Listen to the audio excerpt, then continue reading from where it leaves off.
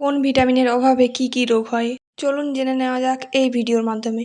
নমস্কার বন্ধুরা, কেমন আছেন সবাই? আশা করি সবাই খুব ভালো আছেন, সুস্থ আছেন। চলে এলাম আজকে নতুন একটি ভিডিও নিয়ে।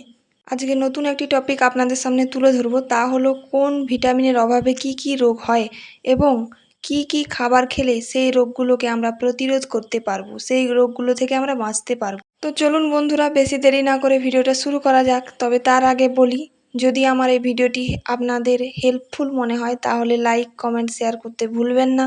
আর যদি এরকমই আরও নতুন নতুন ভিডিও পেতে চান তাহলে আমার এই চ্যানেলটিকে ফলো বা সাবস্ক্রাইব করে পাশে থাকুন।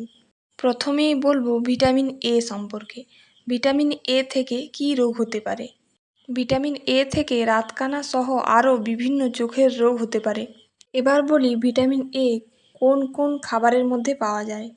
সমস্ত সবুজ শাকসবজি, পালং শাক, আলু, গাজর, আম, মটরশুঁটি, বাঁধাকপি, আঙুর, ডিম, পেঁপে, কুমড়ো, মাছ, দুধ।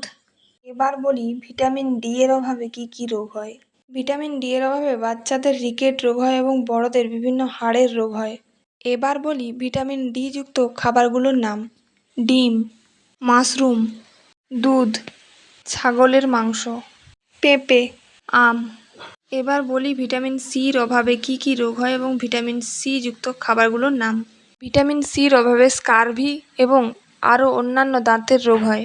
ভিটামিন সি যুক্ত খাবারগুলোর নাম হলো লেবু, টমেটো, কাঁচা লঙ্কা, পেয়ারা, ফুলকপি, আলু, পেঁপে, আমলকি, মটরশুঁটি, পালং শাক, রসুন। এবার বলি ভিটামিন বি ওয়ানের অভাবে কী রোগ হয়। ভিটামিন বি ওয়ানের অভাবে বেরি রোগ হয়।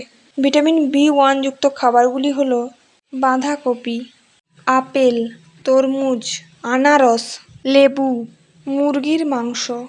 এবার বলি ভিটামিন বি টু এর অভাবে কী রোগ হয়। ভিটামিন বি টু এর অভাবে বিভিন্ন রকমের জিভে ঘা হতে পারে। ভিটামিন বি টু যুক্ত খাবারগুলো হলো মটরশুঁটি, তেঁতুল, সয়াবিন, মাশরুম। এবার বলি ভিটামিন বি থ্রির অভাবে কি কি রোগ হয়। পেলেগ্রা। ভিটামিন বি থ্রি যুক্ত খাবারগুলোর নাম হলো মটরশুঁটি, বাদাম, কলা, মাছ, মুরগির মাংস, ছাগলের মাংস।